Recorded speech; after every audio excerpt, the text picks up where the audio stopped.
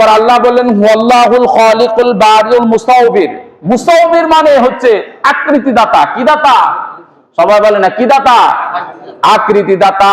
এই যে আপনাকে সুন্দর করেছেন, ফর্সা করেছেন, টানা টানা হরিণের মতো চোখ দিয়েছেন, কালো কেশ, কালো চুলগুলা কালো দিয়েছেন, ডগর ডগর চোখ দিয়েছেন, এগুলো আকৃতি দান করছেন কে? সবাই বলে না কে? সেজন্য কাউকে খাটো করে দেখা যাবে না, ছোট করে দেখা যাবে না, কাউকে অবহেলা করা যাবে না। কাউকে বলবেন না তুই খাটোর ঘরে খাটো, তুই বাট্টার ঘরে বাট্টা, হ্যাঁ তুই তো পায়ে নিচ দা যাস, এই কানার ঘরে কানা চোখে দাস না। আছে না মানুষ ইনসাল্ট করে, আরে কানা বানাইছেন কে? আপনাকে দুইটা চোখ দান করেছেন কে? আল্লাহ। তাহলে এই গালিটা তো ওকে দিলেন না, গালিটা দিলেন কাকে? আল্লাহ। কানার ঘরে কানা যে বানাইছে তাকে গালিটা দিলেন আপনি। এজন্য আল্লাহ বলছেন ওয়াল্লাহুল খালিকুল বারিউল মুসাউবির, আকৃতি দাতা আমি। আমরা যখন মায়ের গর্ভে ছিলাম, মায়ের গর্ভে যখন ছিলাম তখন আল্লাহর ফেরেশতারা জিজ্ঞেস করে, ও ফেরেশতারা জিজ্ঞেস করে আল্লাহ এখন কি বানাবো? আল্লাহ বলে হাত বানাও। এখন কি বানাবো? পা বানাও। এখন কি বানাবো? বডি বানাও। মাথার মধ্যে হাত দেওয়ার সময় আল্লাহ বললেন স্টপ, মাথা তোমাদের না, মাথা বানাবেন কে? আল্লাহ নিজ হাতে মাথাটা বানায় দিছে। এমন সুন্দর চোখ দুইটা লাগাই দিছে, দুই পাশে দুইটা কান, মাঝখানে চোখটা একটা নাক, নাকের নিচেই দিয়ে দিয়েছেন মুখ। সন্তান জন্ম নিলে বুকে দাড়ি থাকে না, কিছুদিন হওয়ার পর যখন বয়স হয়ে যায়, ছোট্টবেলায় দাড়ি দিলে খারাপ দেখা যাইতো, সেজন্য 12 বছর 16 বছরে দাড়ি দিয়ে দিলেন। আবার 60 বছরে তোমার দাড়ি যদি না পাকে খারাপ দেখা যাবে, সেই জন্য 60 বছরে তোমার দাড়িটা সাদা করে দিলেন। তার মানে যেখানে যা দরকার সব দিয়ে দিয়েছেন আমার একমাত্র আল্লাহ। কি দরকার তোমার? কি দরকার? কখন কি দরকার কেউ জানে না, জানেন কে? তুমি কিচ্ছু ছিলে না। তুমি কোথায় ছিলে? গাছে, মাছে, বাতাসে, নদীতে, সাগরে ছিলে, তোমার কোনো অস্তিত্ব ছিল না। হাল আতা আলাল ইনসানি হিনুম মিনাদ দাহরি লাম ইয়াকুন শাইআম মাযকুরা। তুমি ছিলে ফলের মধ্যে, তুমি ছিলে গাছের মধ্যে, কোথাও অস্তিত্ব ছিল? কোনো অস্তিত্ব ছিল না। তোমাকে কেউ চিনতো না, জানতো না, শুনতো না, তোমার কোনো পরিচয় ছিল না। সেই গাছের থেকে, মাছের থেকে একত্র করে তোমার বাবার, আমার বাবার মেরুদণ্ডের ভিতরে ঢুকাই দিলেন কে? মেরুদণ্ডের ভিতরে ঢুকাই দেওয়ার পর আমার মা আর বাবার ভালোবাসার মধ্যে রেহেমের ভিতরে এক ফোঁটা নাপাক পানি ঢুকিয়ে দিলেন কে? এজন্য আমাদের জন্মই তো ভালোবাসা দিয়ে। আর যাদের জন্ম হয় কুকুর, শিয়াল, ছাগল, ভেড়া, বকরির মতো, তাদের ভালোবাসা সারা বছর থাকে না, সপ্তাহে একদিন, মাসে একদিন, বছরে একদিন তাদের সাথে দেখা করে একটা ফুল আর কিছু টাকা দিয়ে আসে, বলে ভালোবাসা দিলাম। নাউজুবিল্লাহ বলেন। আর আমরা 24 ঘন্টা ভালোবাসি মা বাবাকে। কয় ঘন্টা? 24 ঘন্টা মা বাবাকে ভালোবাসি। আমাদের জন্মটাই ভালোবাসার মধ্যে। জন্মটাই কি? ভালোবাসার মধ্যে। মা বাবা যদি ভালো না বাসতো আমার জন্ম হতো না। সেখান থেকে আল্লাহ বিন্দু থেকে বিন্দু রক্তপিণ্ড, রক্তপিণ্ড থেকে গোশত, গোশতের ভিতরে হাড্ডি, কঙ্কাল, স্কেলিটন বানায়া দিয়া, ঢুকাইয়া দিয়া, তারপরে আল্লাহ বললেন ও ফেরেশতা মাথার মধ্যে হাত দিও না, আমার বান্দার মাথাটা সুন্দর করে বানিয়ে দিব আমি, যাতে দেখলে মানুষ বলতে পারে এটা আল্লাহর সৃষ্টির শ্রেষ্ঠ জীব একজন মানুষ। সুবহানাল্লাহ। আল্লাহ তাআলার ইনসান হিনুম মিনাদ দাহরি লাম ইয়াকুন শাইআম মাযকুরা। তোমার কোনো অস্তিত্ব ছিল না, তোমার কোনো ঠিক ঠিকানা ছিল না, কেউ চিনতো না, জানতো না, বুঝতো না তুমি কে দুনিয়াতে। আমি আল্লাহ তোমাকে। মায়ের গর্ভের ভিতর আমরা 1 ফুট 1 বর্গ ফুট জায়গার ভিতরে ছিলাম। খাদ্যের দরকার ছিল।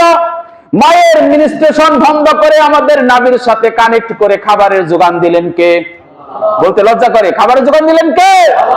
আল্লাহ সেখানে খাবারের ব্যবস্থা করেছেন। এত বড় দুনিয়াতে আসার পর আমরা বলি কি খাবো, কি পাইবো, কোথায় খাইবো, সকালে কি খাইবো, দুপুরে কি খাইবো। অথচ আল্লাহ 1 বর্গ ফুট জায়গার ভিতরে যদি তোমারে 10 মাস লালন পালন করতে পারে, এত বিশাল বড় দুনিয়ার মধ্যে মনে হয় আল্লাহ তোমারে খাবার দিতে পারবে না? হ্যাঁ পারবে না? পারবে না? অবশ্যই পারবে। রিজিক নিয়ে টেনশন করো না। ওমা মিন দাব্বাতিন ফিল আরদি ইল্লা আলাল্লাহি রিজকুহা। তোমার রিজিকের দায়িত্ব একমাত্র আল্লাহর, মানুষের হাতে দেন নাই। তুমি কি খাইবা, কি পরবা, কোথায় যাইবা, কোথায় মৃত্যু, সব লিখে রেখেছেন কে? আল্লাহ। আল্লাহ সর্বপ্রথম কলম বানালেন। কলম বানানোর পর কলমের জবান খুলে গেল, বলল আল্লাহ কি লিখবো আমি? বললো মানুষের মৃত্যুটা লেখো, ভাগ্যটা লেখো। কোথায় সে থাকবে, কোথায় খাবে, কোথায় মরবে, কোথায় কি করবে লিখে ফেলো। আর আল্লাহ বললেন তাবারাকাল্লাযী বিয়াদিহিল মুলক ওয়া হুয়া আলা কুল্লি শাইইন কাদির আল্লাযী খালাকাল মাউতা ওয়াল হায়াতা। মাউত আগে আনছেন, পরে হায়াত। আপনার মৃত্যু যে নিশ্চিত, এতে কোনো সন্দেহ। অনেক মানুষ আছে আল্লাহকে বিশ্বাস করে না। আপনি যা বলবেন ভাই নাস্তিক কমিউনিস্ট আছে না নাই, এত কিছু দেখার পরে আল্লাহকে বিশ্বাস করে না। সবকিছু বলে হয় প্রকৃতি, আর প্রকৃতি নিয়ন্ত্রণ করে কে? আল্লাহ। একটা নৌকা, ইমাম আবু হানিফার একটা ঘটনা আছে, একটা নৌকা যদি মাঝি ছাড়া চলতে না পারে, এত বড় বিশাল দুনিয়া কেমনে চলে? আকল দিয়ে, সেন্স দিয়ে, ব্রেন দিয়ে একটু থিসিস করো, থিংকিং করো, অ্যানালাইসিস করো, এত বড় দুনিয়াটা কেমনে চলে? ওই যে আকাশের তারকা, সূর্য পৃথিবীর চাইতে 13 লক্ষ গুণ বড়। কত লক্ষ গুণ? 13 লক্ষ গুণ বড়। বেটালজিউস নামের একটা তারকা আছে, সূর্যের চাইতে 33 কোটি গুণ বড়। সুবহানাল্লাহ বলবেন না? এর চাইতে বড় নিহারিকা, গ্যালাক্সি, ব্ল্যাক হোল, এই হাজার হাজার কোটি কোটি বড় তারকারা ঘুরতে ঘুরতে যখন ব্ল্যাক হোলে যায়, ব্ল্যাক হোল চকলেট চুষে যেরকম খেয়ে ফেলে, এরকম বড় বড় তারকাগুলো খেয়ে ফেলে। এরকম হাজার হাজার কোটি কোটি ব্ল্যাক হোল দিয়ে আকাশটা যিনি বানায় রাখছেন, যদি তিনি নিয়ন্ত্রণ না করতেন, একটা আরেকটার সাথে ধাক্কা লেগে দুনিয়া ধ্বংস হয়ে যেত। কিয়ামতের দিন আল্লাহ জিনিসটাই করবেন, ইদা জুলজিলাতিল আরদু জিলজালাহা। দুনিয়াটাকে ধরে, আকাশটাকে ধরে একটা ঝাঁকুনি মারবেন আল্লাহ, আর কিছু করবেন না। ভূমিকম্প আছে না, আর্থকুইক, 10 স্কেলে বাড়াই দিবেন। 7 পয়েন্ট হলে তো আমাদের অস্থির। হ্যাঁ, ঘরের ভিতরে মানুষ থাকতে পারে না। দৌড় তো দৌড়, বাড়িওয়ালাও দৌড়, বাড়াটিয়াও দৌড়, দৌড় দৌড়, লঙ্গি থুয়া দৌড়। আসছে না নাই? আগে জান বাঁচা, পরে বাড়ি ঘর। আগে কি? জান বাঁচা, পরে বাড়ি ঘর। সেই কিয়ামতের দিন আল্লাহ বলবেন, ইদা জুলজিলাতিল আরদু জিলজালাহা, ধরে একটা ঝাঁকুনি মারবেন।